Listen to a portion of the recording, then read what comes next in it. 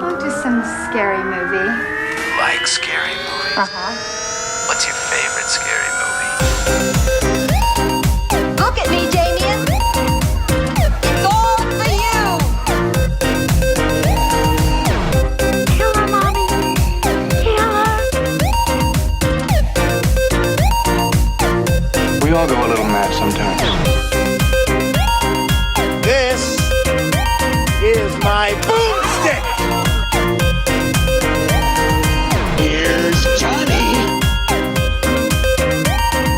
I have to return some videotapes. We'll tear your soul apart. Hello and welcome to a stumpy episode of All Things Horror. I am your host Ben and I'm joined here with a special guest, Ashley. If you're new to the show, each week we choose a movie to break down and review. We give our honest opinions and rate it from 1 to 10. We have a brief spoiler-free chat about the movie before heading into the plot and discussing our favourite and least favourite parts of the movie. This week we're going to be talking about Saw from 2004. But before we do, let's take a quick look at the trailer.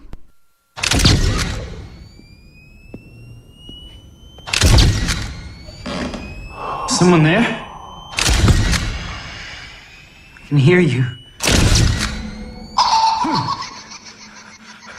Who is that? Who's in there?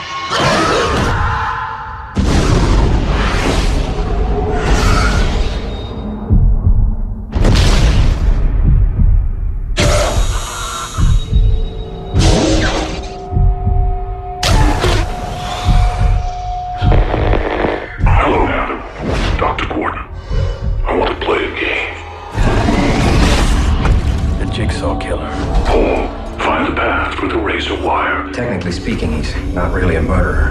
He never killed anyone. Dr. Gordon, your aim in this game is to kill Adam. If you do not, then Diana will die. He finds ways for his victims to kill themselves. I'm sick of people who don't appreciate their blessings. I've given you a life purpose. Looks like our friend Jigsaw likes to book himself front row seats to his own sick games. He doesn't want us to cut through our chains. He wants us to cut through our feet. Most people are so ungrateful to be alive. Not anymore. You are a drug addict. Do you think that is why he picked you? He helped me. Don't believe Adam's lies.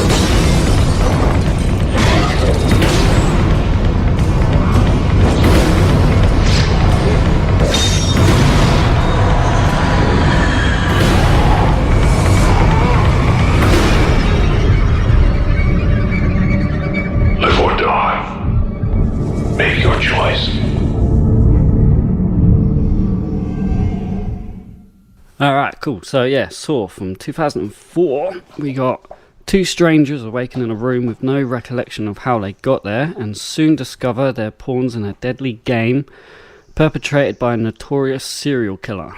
It's directed by James Wan, written by Leigh Whannell. Main cast is Cary, Elwes, Leigh Whannell, Danny Glover and Tobin Bell as Jigsaw. Running time is 1 hour 43 minutes and it's available on Netflix. So yeah, first and foremost, Ashley, welcome to All Things Horror. Hello, hello. How are you doing? Yes, I'm very good. It's very nice to be asked to come on here and co-host with you. Yeah, it's lovely to have you. I've known Ben for a while, so yeah, we've known each other a long time. I know you're very much into your horrors, but I've got to ask you, what's your favorite scary movie? Okay. Any specific classic film or franchise? I'm very much into paranormal stuff. Ah, okay. And something like 13 Ghosts. I know it's super cheesy, but like as a young lad, yeah, that one that got me. Okay. I definitely lost some sleep over that. All right. I was kind of raised on the OG like slashers like Jason, Michael, Freddy. How did you how did you like this one? Saw. Well, I'll be honest. Saw is a classic, isn't it? It is. So for me, that kind of it always introduced that that initial almost snuff-esque style to movies, and then introduced a whole bunch of follow-offs that spun off of it as well. So like things like Hostel and things like that. And obviously all of the Saw movies that spun off. I know it's quite a cheesy storyline and how everything intertwines can be a little bit cheesy, but every single one of the movies I've always watched, every single one. So I'm a big fan of them. I love kind of things that are just over the top gore. Oh, okay. And Saw fits that. I was going to ask right. you if you've seen all of them, because I think there's 10 of them now. I think the 10th one has recently just been released. So have you It's seen? practically a Fast and Furious series of fucking horror films, isn't it? I've not seen the newest one, but yeah, I've seen them all, and some of the spin-offs as well. What was the other one? Spiral. That was the other spin-off. yeah. Was that the And one that with worked really Chris well Rock? as well. Yes. Yeah. Yeah, I do like it. I like the franchise, but I get really lost after about the third one. 1, 2, and 3 I know quite well. After that, it all tends to blur together to me. But I do like them. I've not. Yeah, the new one's legit. Yeah. Yeah, it's very good. Like, it's kind of nice to see him. I mean, obviously, I still think they need to figure out how to make him look young, because the dude's old as shit. And apart from putting a backwards cap on him that they seem to do whenever they do the flashback, they're like, hey, this dude's 90, put a backwards cap on. No, he's 30. But yeah, going back to the kind of like the cancer treatment and stuff, and then very good. It's worth a watch. I was shocked to realise that this is almost 20 years old. I know, right? That just makes us feel old, though. I remember this coming out on VHS. Oh, grainy VHS. Oh yeah. Yeah, no, this was a classic film, wasn't it? This was like when you was in school, and this came out. The hype was there for sure. Yeah, this is referred to in the subgenre of torture porn. What are you doing, step bro? All right. Yeah. But I think the actual term for that came out in Hostel, and that was the year after. I think it came out the year after this. Yeah, 2005 was your first Hostel. Yeah. I mean, I'd probably disagree with calling this one torture porn, but the franchise definitely is. It definitely... Oh, for sure. It definitely as soon as the second amped one it up. came out. Yeah. Oh, yeah. Second one more so. This one was really unusual because it's obviously based in like one little location, and there's not too much bouncing back and forth, and there's a few plot holes in there and stuff as well, but as it really amps up, as soon as it got to Saw 2 and Saw 3, it's like they almost figured out that people were really into it. Well, are you into that genre? Yeah, I quite like it. Yeah. I'm not one for closing my eyes when it gets really messy. I want to see, there's a whole reason there's a VFX team, right? You want to see them do their job. Yeah, I don't know. Personally, it's not my go-to, but Saw is the exception. I like Saw. I like all the Saws, but other films like maybe Hostel, more so like Human Centipede and Terrifier, stuff like that, they deserve the torture porn name more so. Yeah. But I don't know. Yeah, I don't know. I'd definitely say there's something Human about Centipede's definitely there. Yeah. Yeah, there's something about it. Maybe because it's more real. It's not like Elm Street and Hellraiser, The Thing, American Werewolf. You're watching a film in that, whereas this is stuff that actually goes on for real. You hear about stuff like this in the news, so maybe it's that kind of makes me feel more uneasy about it. It's not so much the gore, I think it's the concept behind it. Yeah, I mean, it's definitely stuff that you can find on the internet as well. Like you said, it's kind of that and I said it's like the introduction into snuff. It's like a really weird like fetish, I guess. That's not really how I look at it, though. I look at it as more as, well, the actual movies and the subplots kind of are okay to watch, but there's something quite entertaining about watching somebody who could save their life by doing something kind of twisted, and the traps and how they're thought out and stuff like that. Not so much in this one, obviously. This seems like the first Saw it works, and obviously we'll go into details about it. The future Saw movies and how everyone's plot kind of interlinks, depending on what movie it is, it gets a bit twisted, and I really like that. What about James Wan? Are you a fan of his in his other films? I don't mind them. Yeah, he's done films like Insidious, The Conjurings, Dead Silence, Malignant. It's paranormal stuff. I think the Insidious, like the early days of Insidious, are really good. The newer ones are a bit shocking, but I'm not too sure how involved he is with them. Yeah, I don't know actually. I think he did 1 and 2, and the same with Conjuring. I think he did 1 and 2, but other than that, I think he's more of a producer side of it. Yeah, so he did the best ones basically. Yeah. So in that case, I'm a fan. Yeah, and the same with this. I think he only did this one, but he obviously has his relations to the sequels and the rest of the franchise. But yeah, he tends to be, well, like most directors, you start something that's special and then other people just want to run with it. Either they run with it and kill it, or they run with it and make it good. Yeah. He is a director that kind of stands out. I think every director kind of stands out in their own way, and if you're a respected director, there's going to be a reason for why, and I think his reasons is like the jump scares. He certainly didn't create jump scares. It's been a thing for a while, but I think he's kind of tweaked them and perfected them in like his own way.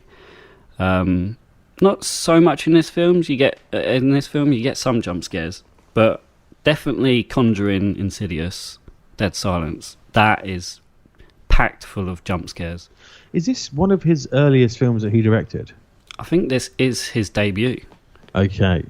Yeah, he kind of, you can tell that if you like watch the Conjuring films and Insidious and stuff like that, like you can tell he figured out darkness, because this film here, we'll talk more about it, but it's the one thing it's the one bugbear I've got about this film, and perhaps it was because it was released on VHS and all that sort of stuff, and like you didn't have HDR TVs, so you couldn't really represent anything that was dark. But every dark scene in this film is not fucking dark. Yeah. So you like, there's like a dude like at one point. I mean, I don't want to go too much into it because we will go right into it. But I'm just like, motherfucker, you can see, I can see everything. So I feel like movies now are like, this is proper dark, and when they hit it with a light source, you get to see what the actor would be seeing in that instance. This movie in particular, when it does a dark scene, I'm like, motherfucker, you just see everything that's going on here. Like, are you guys blind or what? But it was just, I think, a telling time of the age of it was produced and stuff. So definitely. Yeah, so I think, I'm pretty sure this was his debut film with a low budget of only $1 million. But for comparison, The Conjuring, which I think came out 3 or 4 films later, had a much bigger budget of $20 million. So it goes to show like how quickly his career kind of took off for him. And how when you look at the box office of this one, at 104. Yeah, that's a lot. That's a lot to make from 1 million. Yeah. I'm sure he had people looking at him like, damn, this guy, perhaps, the million doesn't allow for the darkness. That's the issue. I'm no mathematician, but I think that's 100 times its budget. Yeah, we've definitely seen movies make a lot more and flop a lot. Like, yeah. So cost like 200 million and then he made like 10. It's like, ooh, yeah, he definitely won the box office here. It's quite funny actually, because you look at the Rotten Tomatoes rating and the critics have given it 50%, but the audience rating have given it 84%. Yeah.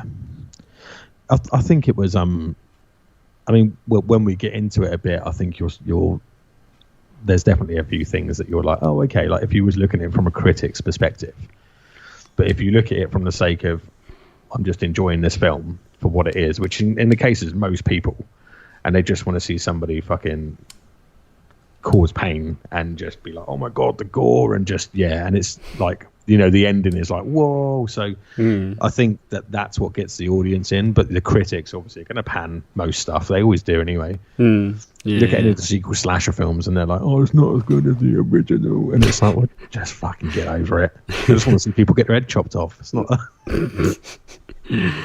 I believe as it stands, this is like the second biggest grossing horror franchise with over 1 billion at the box office. But it's funny because sitting at number 1 is actually The Conjuring with 2 billion. Obviously James Wan's other film. He must be rolling in that money. Oh man. Your fucking money. He is fucking Mr. Krabs from SpongeBob, man. He loves that money. Oh, give me all your money.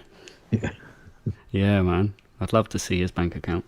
Yeah, but I mean, that's pretty much all I've got for pre-spoilers. I don't want to give anything else away. Unless you got anything else. Not particularly, no. I mean, other than the fact that this film's a 2004 film, so I should hope that most people have watched it by now, or at least seen enough memes about it to understand what the content is. So. So You're always going to get that one person like, whoa, whoa, whoa. Calm down. Spoilers, man. Some of us are Spoilers. still living in. Cool. All right. Well, if you're ready, I'll hit that spoiler warning and we'll jump straight into the plot. Yeah, let's do it. Spoiler warning.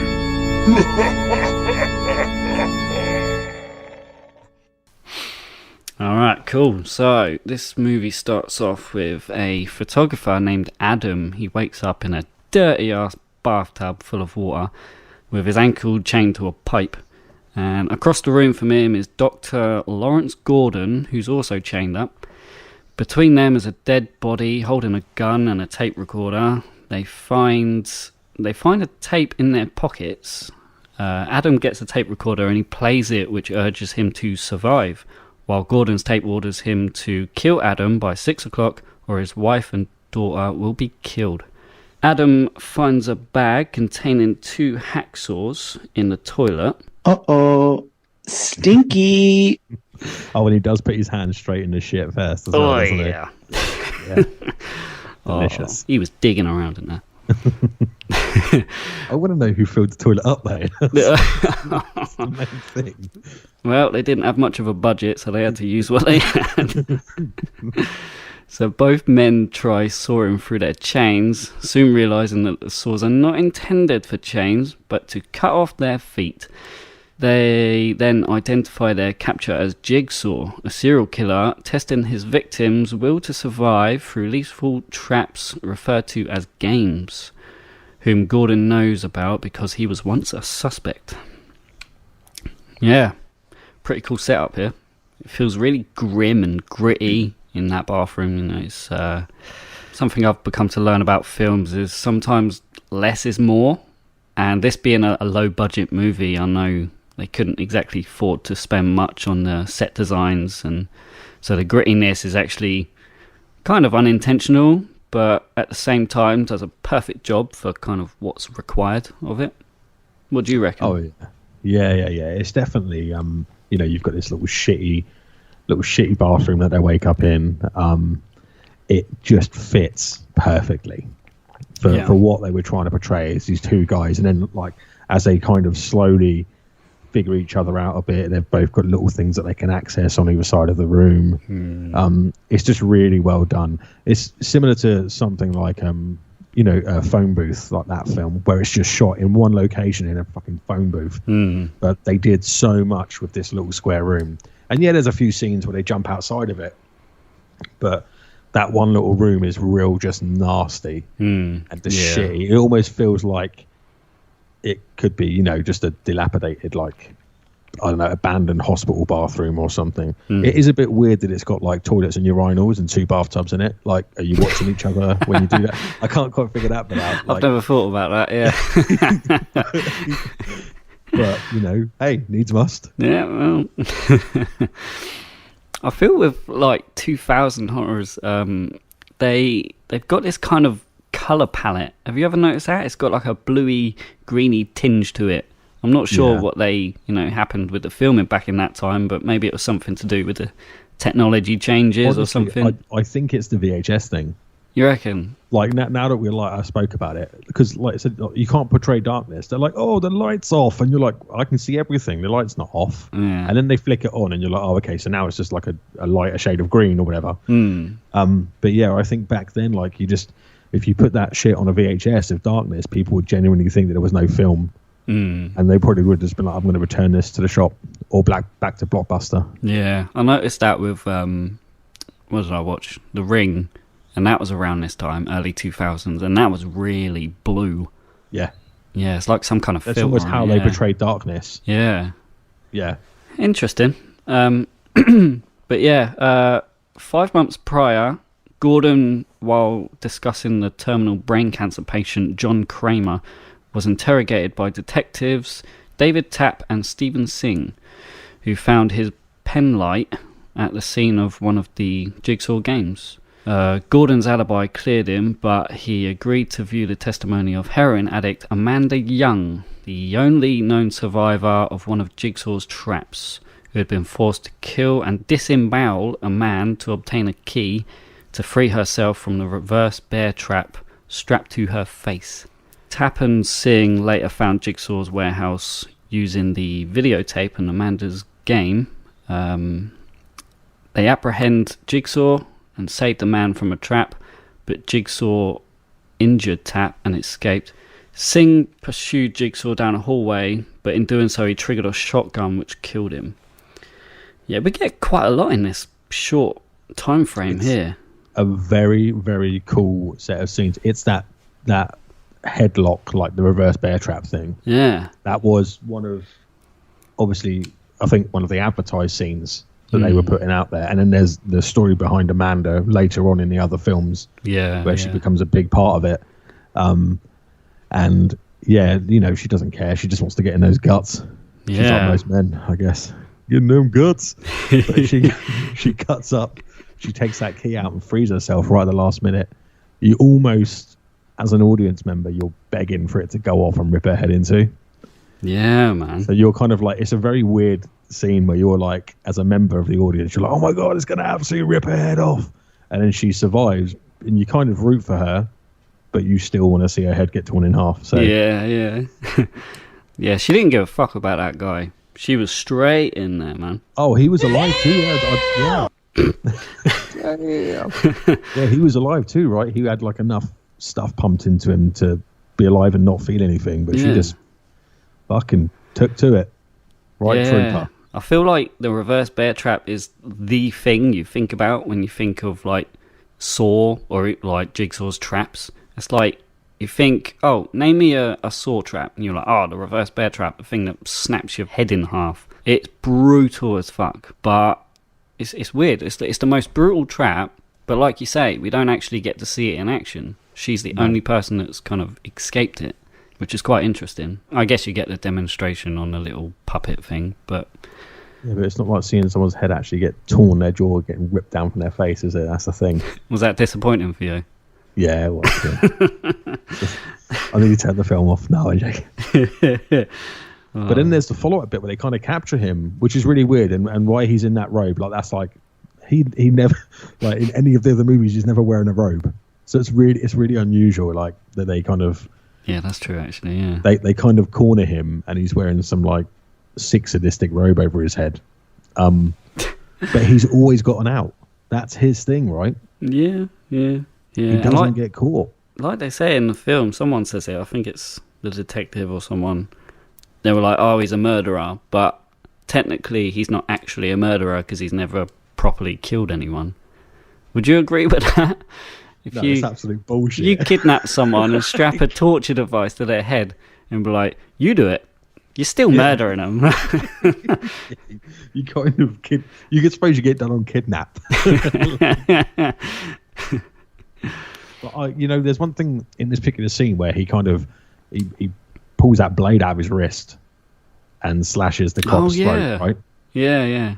I'm fairly sure he spun the whole Assassin's Creed series off. I was just about to say that, yeah. Like, because this was 2004 and Assassin's Creed came out like 2007. I reckon they saw that one thing and was like, we need to make a game just with that. Yeah. But it was quite a brutal scene, he slashes his throat and then obviously the dude taking his head off with a shotgun trying to chase after him. Yeah, man. Yeah, there wasn't much left of his head. And he was so chill about it as well. So you have chosen death. Something interesting I found when Amanda's searching inside that body for the key, those guts that she's like ripping out of that body, that was pig uteruses. Ooh. Delicious. That tends to be quite a common thing for horrors, especially low budget horrors. Like, what's the best thing you can use for like organs and stuff? Real organs. Well, yeah, I mean, it's cheaper than... You know what I mean? They go to a butcher's and they're just like, I just want the gubbins, please. Just put it into a tray for me. Just slop it all in a bucket. We'll use that. Oh, I bet you that set stunk. Oh, mate. Mate, if they were filming that on a warm summer's day. Ooh. Lunch break. No thanks. Anyone for pig? We got the whole thing in the end. Just we got the good bit. The guy that plays Adam, that is Leigh Whannell. I think his acting and dialogue, they're a little unbelievable. His acting weren't there. It's the interaction between the two of them when the movie first kicks off, and it's the fact that they are not hysterical. Yeah. There's like, what the fuck? But like they're super chill. They're like, but you're over there and I'm over here and we're like trapped together. And it's like, man, motherfucker, I'd be breaking down. Like, yeah. I'd be on the floor crying, like, what's going on? But they're more about blaming each other. And then there's that kind of weird pass off between the two where they're like hiding little things from each other straight away. And I think, like you said, it's a little bit unbelievable. It is. But then there is that kind of other side to it. As later on you figure out that he kind of knows him already, so perhaps that's why he's not so scared and not so yeah, that's true. Not so like crazy worried about this other guy that he doesn't quote unquote know, because he already kind of knows him, and perhaps he's thinking, well, this game isn't really for me, it's for him. Yeah, that's true. But even some of the dialogue, I know Leigh Whannell wrote it, but it's like they do that flashback where Dr. Gordon goes back, and just before they do that, it's like he has to say, he goes, "Let me go back to the start." And I roll my eyes. I was like, "Oh, here we go. All right, flashback time." It was like they had to say that, didn't they? It's very Family Guy, right? Yeah. So, what we got here? We got Gordon's wife and daughter are held captive as their captor watches Adam and Gordon through a hidden camera. The house is being watched by Tap, who, after being discharged from the police following Singh's death, has become obsessed with the Jigsaw case. Meanwhile, Gordon finds a box containing 2 cigarettes, a lighter and a phone. He recounts his abduction in a parking lot by a pig mask figure. Adam recalls his own abduction when he returned home to find a puppet in his dark room where he stores photos of Gordon. So it's revealed that phone that Gordon gets, it can only receive calls but can't send them. Is that a thing? Is that a real thing? I don't know. That's movie logic, I think. I mean, more so in 2004. Maybe you could do that now, but back then that was like a crappy little flip phone. You have a hard time using phones in horror films now, right? Because there's like apps and shit. Yeah.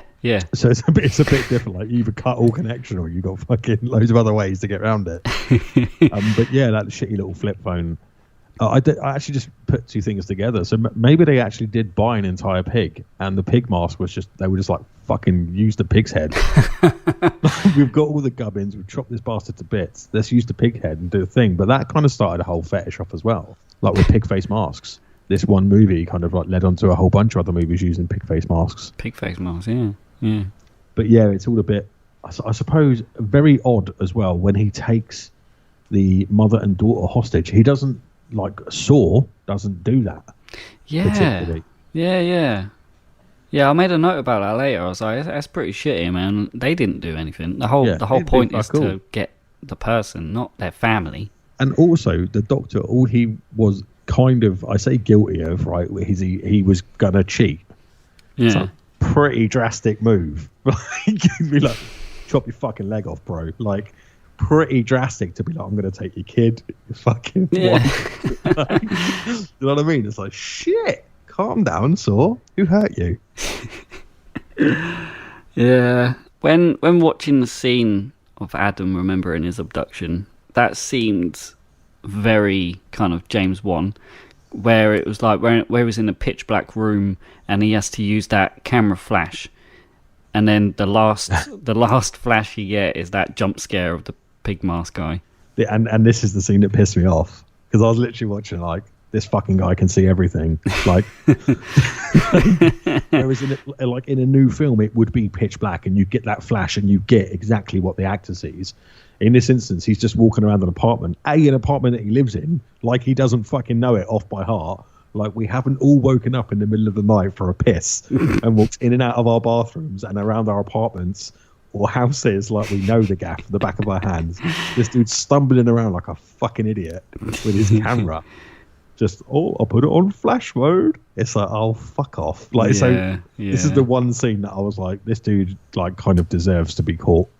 He had it coming. The guy's an idiot.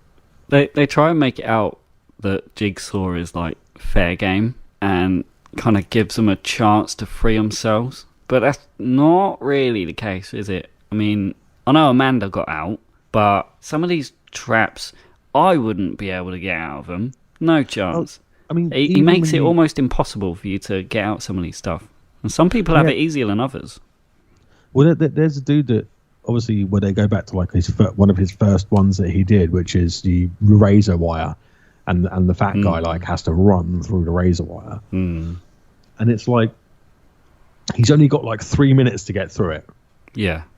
And you're just never going to do it. And I think this is part of this film's problem. It's the early adaptation. It kind of set up something which is much better later on in the other sequels.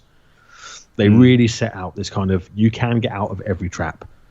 You can do certain things, but you will have to hurt yourself. And everybody's got a really valid reason of being there, it feels like. Whereas this one's just like, it doesn't really go too much into it. Everyone's at a bit of a risk of just pretty much you're going to die, essentially. Or even not the main characters in this. It's like, if you do chop your fucking foot off, you're going to bleed out. Like, you're in the middle of fucking nowhere. Yeah. So it's all a bit, like you said, a bit unfair. It is, yeah. Gordon's wife, Alison, she's held at gunpoint, calls him and warns him not to believe Adam. Adam admits to Gordon that he was paid by Tapp to spy on him and reveals his knowledge of Gordon's affair the night he was abducted. Gordon comes to the conclusion that the affair is the reason why he's being tested. Adam finds a photo of the capture, who Gordon identifies as Zepp Hindle, a hospital attendant. Zepp is like the ultimate creepy co-worker though, right? Oh, yeah. When he rocks in and he's like, John's got a good story. It's like, all right. I'm trying to teach all these students. Do you want to stop fucking cramping my styles? Like, piss off. I think we've all worked with a Zepp at some point. Oh, mate, everyone has a Zepp, right? Everyone's got a Zepp. He's definitely the dude who's shit in that toilet as well. All collected the shit. Yeah, this is where I made a note of saying, it's pretty shitty that he's kind of like tied up his wife and kids and he's going to kill them. Today your ass is going to die, bitch. You going to die today. Oh, you going to die today. Yeah, it's a bit... This is the one thing, like I said, it's not like the other Saw movies. You don't kidnap and abduct other people. They're not part of the game. They've not done nothing wrong. Killing an innocent child as well, who actually is probably the best actor in the entire yeah. She genuinely looks terrified.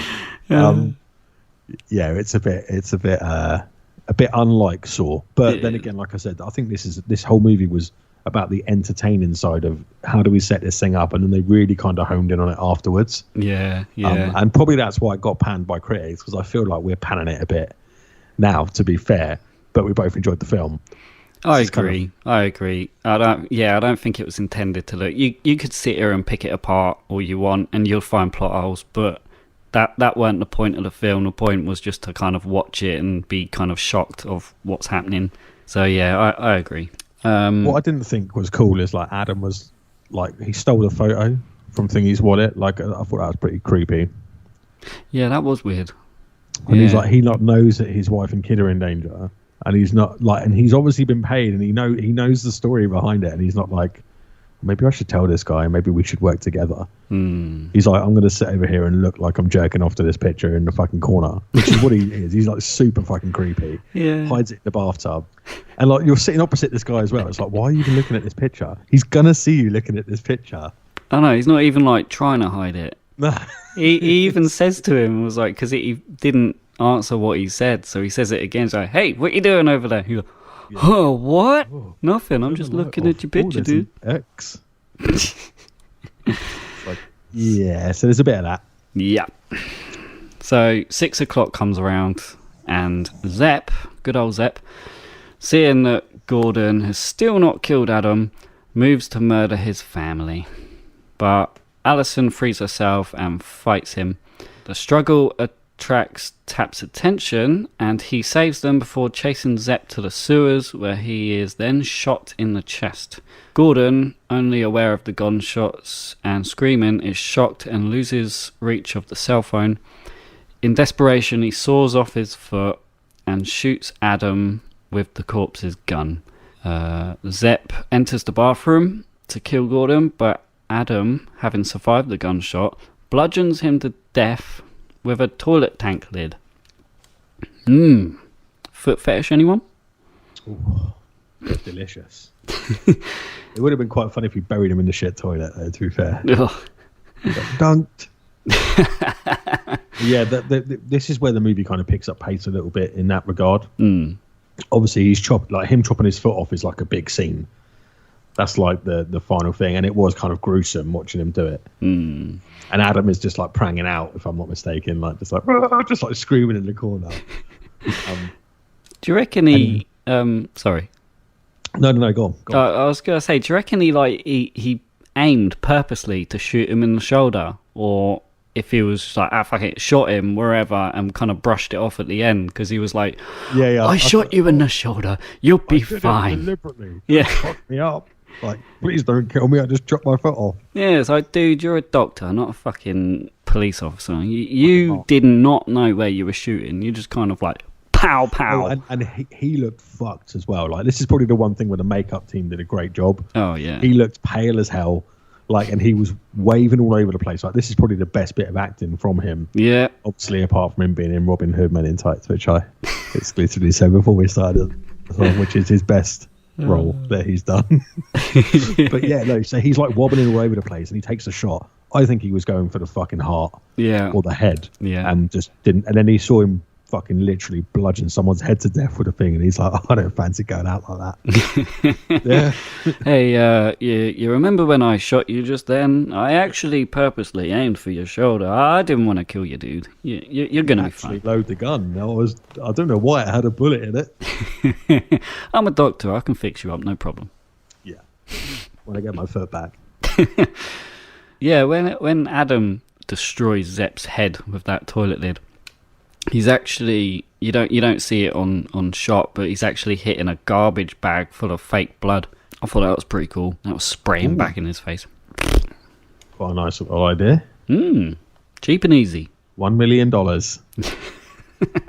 damn. I could do probably this. Probably for the pig's blood.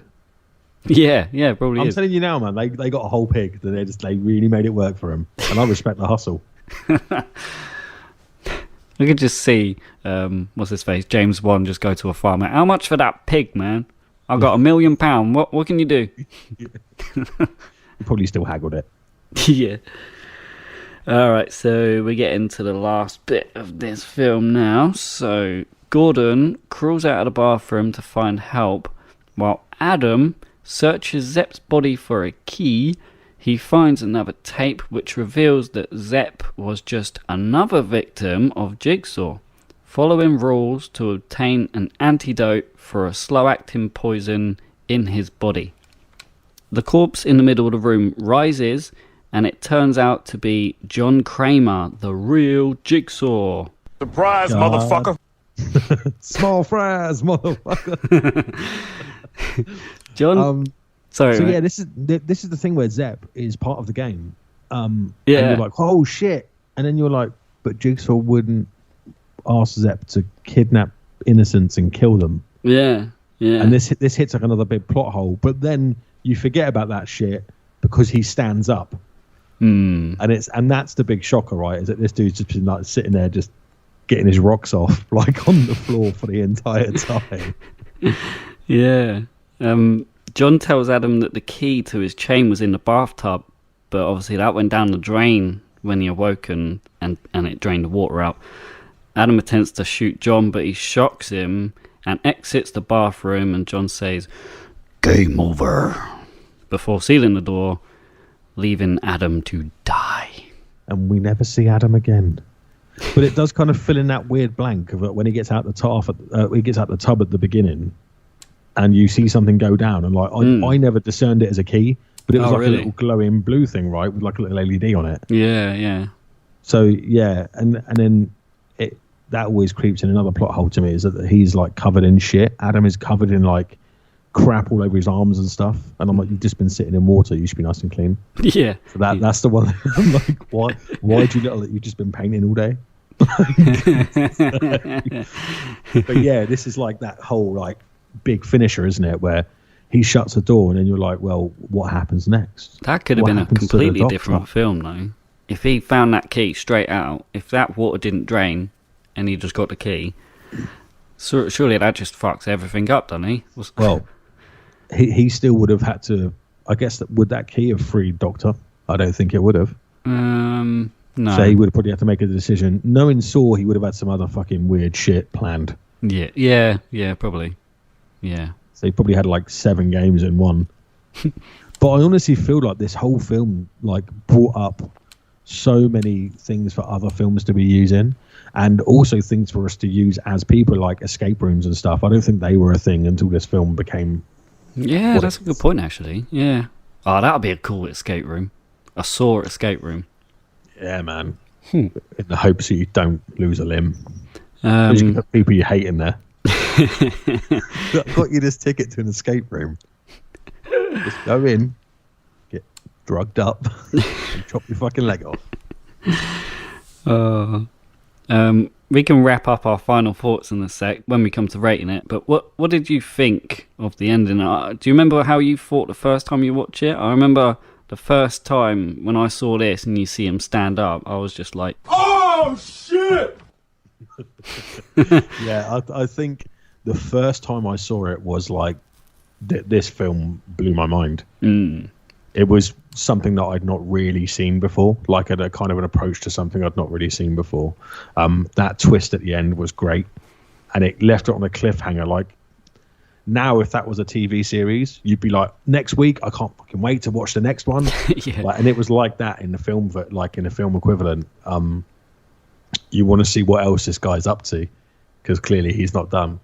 And yeah, so it was pretty big. yeah, that was huge, man. You don't really get twists in the end of horror films, so that was probably one of the first ones I saw. I was like, oh, fuck, that was cool, man. Yeah. And I think up until like Saw 5, maybe even 6, I don't know, but they were constantly releasing them year after year, weren't they? This was 2004, I think. Second one was 05, third one was 06. They were bashing them out. And like you say, yeah. I wonder what the box office... Well, we might get into that at some point and discuss what the box offices and stuff were for those, but I bet you it just kept going up. I have no doubt it does, yeah. Absolutely. So that's the plot all done and dusted. So let's go ahead and rate this film. If you want, I'll go first and then you can give your thoughts afterwards. Yeah, sure. All right, cool. So I like to rate this 1 to 10, using a nice little thing. So 1 to 10, reverse bear traps. Yeah, I really like this movie and the whole entire franchise. I think it's one of the more clever types of horror films. You can really tell it's been thought through. Leigh Whannell, a very talented writer, and especially when working with James Wan. I've said this before on previous episodes. When you get yourself a great director and a great writer, and they work together closely as friends, you're kind of guaranteed for something special. Being James Wan's debut movie and what he managed to pull off on a small budget, I think it shows credit to how good he is. I've always justified why I wouldn't give a film a perfect rating, and this film by no means is perfect. It has its things where you, like I said earlier, if you wanted to, you could pick it apart and find little plot holes. But that aside, I would say just some of the dialogue and the acting didn't quite land for me. In particular, Leigh Whannell. I think there's parts he kind of overacted or underacted. But I accept it was a debut film for both of them. They were young and they were still learning. So I'm going to go ahead and give this movie a 7.5 reverse bear traps out of 10. All right. Yeah, I mean, so going off of what you said there, I'm going to kind of approach it from like how it made me feel, I guess, then versus now. Yeah. So for me, when I first watched this film, it blew my mind. It really set me up for kind of like a love and a passion of watching this type of movie. And as soon as like Hostel was announced afterwards, I was all over that. Every single time one of these films came out, I was there to watch it. It definitely had a huge impact on me as a young, I guess, adolescent, teenager, or whatever you want to call it. And it really gave me sort of like a love for that kind of franchise and that whole experience, I guess. And then you look at it from a perspective now, as I watched it last night, and it's not, when I think of Saw, I think of Saw 1 because of the environment and because of the cutting the ankle off. I don't think of Saw 1 because it had great acting and because it, and then watching it again made me realize it really didn't have that great acting. And like you said, some of the stuff didn't really land particularly well. But you think about what it laid up and what it did for, I guess, all kind of that kind of genre and that kind of movie fandom that it's created out of the years. And it's still a bit of a classic. I mean, I watched it, I enjoyed it thoroughly. It still made me go, oh, when you saw certain things happen, and you still got a reaction out of me. And if a film's getting a reaction out of you 20 years later, it can't be that bad. So I'm going to be somewhere very similar to you. I'm going to give it 7 reverse bear traps. And then, that's where I'm sitting.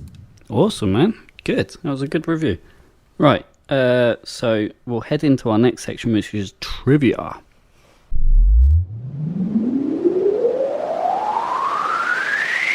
Trivia. Oh, yeah. Cool. Right. So I got some bits of trivia that I found online, which I thought was pretty cool. So this film, it was all filmed in just 18 days. And Danny Glover, he was done filming and wrapped up all of his scenes in just 2 days, which I thought was pretty cool. Yeah. Made quick work out of it. According to the DVD commentary, director James Wan stated that many of the scare scenes in the film were real nightmares that him and Leigh Whannell had as kids. The identity of the Jigsaw killer is revealed early in the film during a flashback when Zepp says he's a very interesting person. There's a diagram of the reverse bear trap on John's hospital bedside table. He was giving it away. Yeah, I did not notice that. How did anybody else not notice that? Yeah. This guy just fucking draws like absolutely horrible traps for people. What you working on there, John? Oh, nothing. Just give me my Jello. Leigh Whannell performed his own stunt underwater during the opening scene in the bathtub. He stayed underwater by having a crew member stand on his chest. Hello, how are you? I am under the water. Please help me. Here too much raining. Wow, that adds to the realism. That kind of worked. Yeah, there was panicking in there as well. Yeah, man. Last one. James Wan and Leigh Whannell wanted to make a film after they finished film school, but they could only afford one room. However, they challenged themselves to create a film that only occurred in one room. This film was the product, and it is considered one of the most profitable and successful horror films of all time. There you go. There we go. The whole film was done in one room. Like you said, when you go from 1 million to 100 million and you spin off a franchise of 10 films, you did something right. Even if the acting and stuff didn't quite land. And it kind of shows, obviously, this is their first film. They're fresh out of, film university or whatever the fuck, I don't know, whatever it is that you go to when you want to be a film director. I'm not a film director, so I wouldn't know. But for them to go crazy and make 100 million, well, 99 million because they spent $1 million, right? Yeah. That's some shit. Fair play. Yeah, man. Cool. Right. Last segment of this podcast is a game. I like to end things on a nice fun game, so I've got a good one for you today.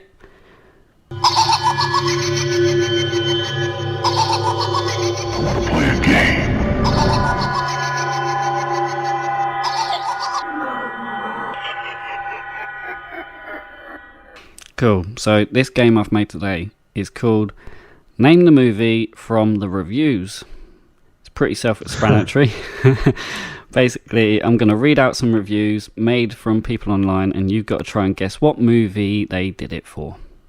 So, first up, Wes Craven does an excellent job in keeping the mystery aura from start to finish and elevating the suspense in every scene, combined with a well-written screenplay by Kevin Williamson, and manages to bring a self-referential commentary on the horror genre while embracing its tropes.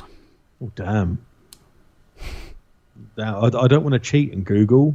No, don't Google it. So I'm not going to do that. You've got me. I got ya. You absolutely got me. Ooh.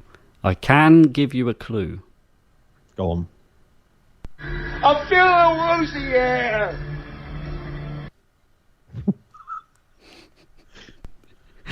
No? I might have another one. It's not The Hills of Eyes, is it? No.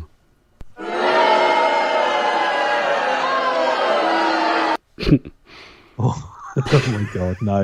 Yeah. I've got some other sound bites from this film. See if you get it from these. I'll be right back. Or... There are certain rules that one must abide by in order to successfully survive a horror movie. Scream. Yeah, Scream. Yeah. I mean, you lost, but yeah, you got it in the end. Yeah. It only took like 10 sound bites. Next one. Unoriginal, uninspired, and underwhelming. This is one of the worst horror remakes I have ever seen.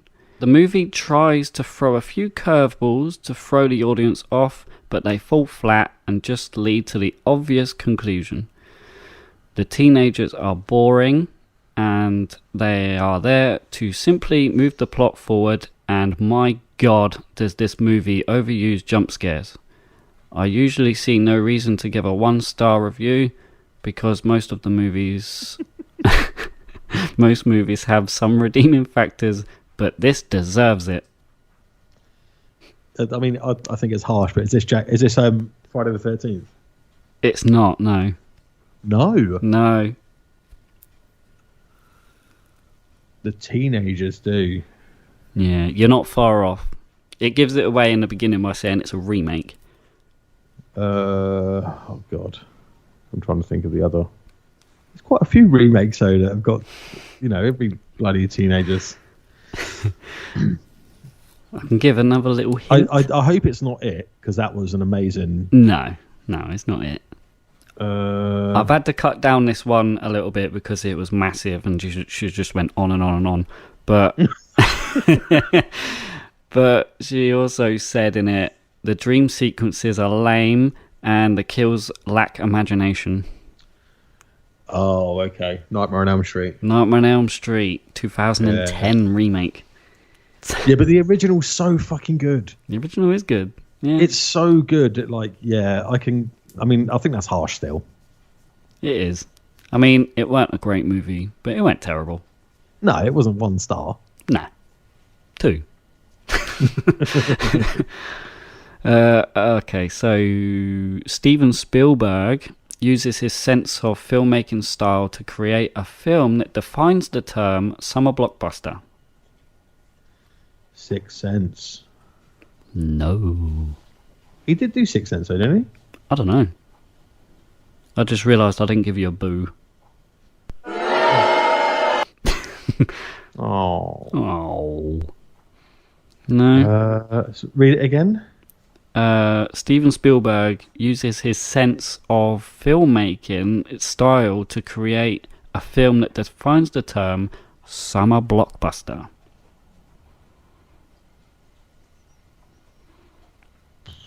Would you wouldn't class Jurassic Park as a horror, would you? Nah. I mean, I guess it's not a horror, but people consider it as a horror. Like War of the Worlds or something? No, this might help you. Hello, how are you? I am under the water. Please help me. You're too much raining. Jaws. Yeah. Okay. He's actually done quite a few movies that you would consider to possibly be horror films. Yeah. I think he was involved in the original Poltergeist.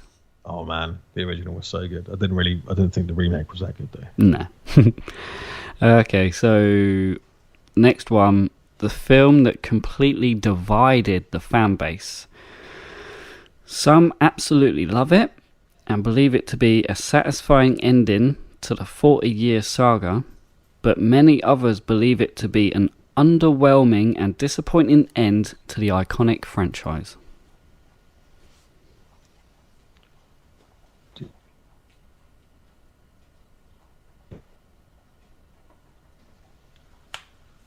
Halloween? Yeah, Halloween Ends. There was, Woo, go on. Nailed it.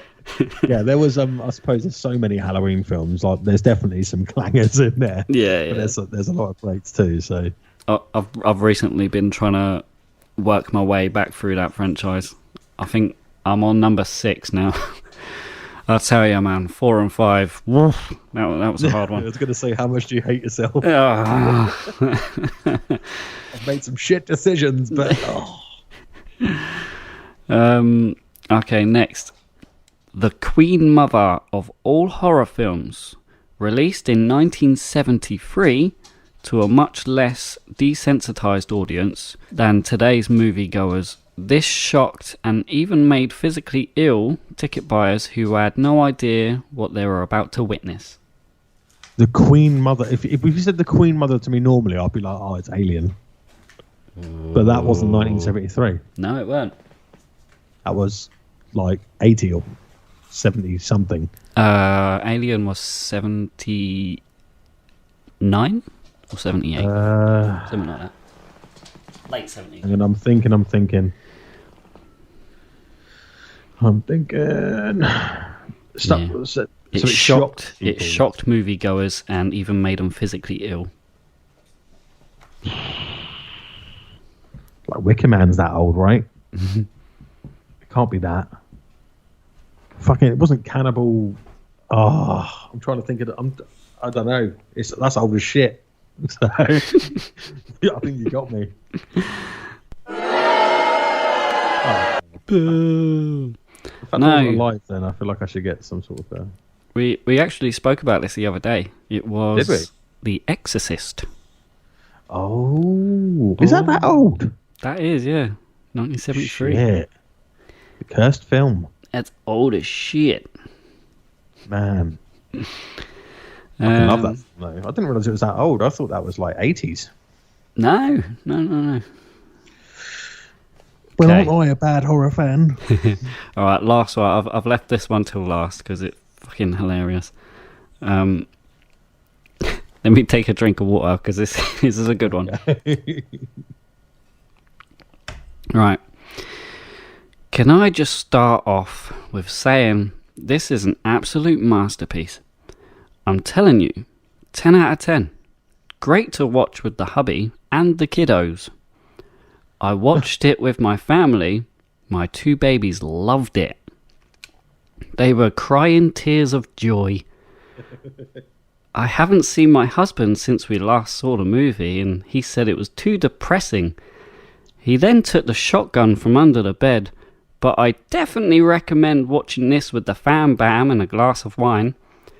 Hashtag mum life. Hashtag anus. Anus? Oh, yeah. Wow. Amityville Horror? Say what? Did I get it? No. Oh, what? Oh, man. My husband took the shotgun after watching it. I mean, it don't give her much away. Only, like, the last hashtag is anus. And we did mention it earlier, actually. Did we? Yeah. Anus? Yeah. Hostel? I don't know. Ooh, nearly. Anus? What the fuck? Why would I hashtag anus? Unless it's an acronym for something much larger, or unless this person just really likes anal. I can't figure it out. think of other what's the term called? Torture porns. Oh God. Man. Got me. You stumped me, man. You done? Human Centipede. Yeah, Human Centipede. Yeah, right. Gotta be. Oh. Yeah, I mean, watch it with the kids. Why not? Disgusting! It's fucking disgusting. Disgusting. But we're talking to be fair, every single one of those films is rancid from the start to finish. Yeah. Only made funny by the fact that South Park did an amazing episode of it. Oh no! We done a cuttlefish. Such a good episode. Oh. Yeah. All right. Cool. Well, that's it for the game, and that's it for the podcast. So, just to wrap up, each month we set up a poll pick for listeners to vote on what they want us to review next. This month's poll pick was for found footage movies, and it was a close one. It was between Paranormal Activity, The Visit, and Unfriended. And the winner was Unfriended by literally one vote. We had a lot of people vote on that. But yeah, it just slipped through in the last second. So I'll be watching that. Lovely. Yeah. So yeah, Ashley, thanks for coming on the show. It's been a blast. Hopefully it wasn't too much of a disaster. Nah. Nah. I'd love to have you back on again. We can talk about more stinky stuff. Uh-oh.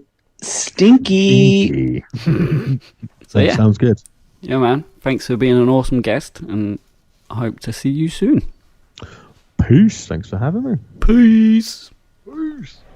If you liked today's episode and want to hear more, then go ahead and give us a follow on wherever you're listening from. You can also like us on Facebook, as that's where we do our themed poll picks, where you get to vote for what we do next. Feel free to leave us a comment or send us a message, or you could even email us at allthingshorror666@gmail.com. Thanks a lot for listening, and we'll see you in the next one. We all go a little mad sometimes.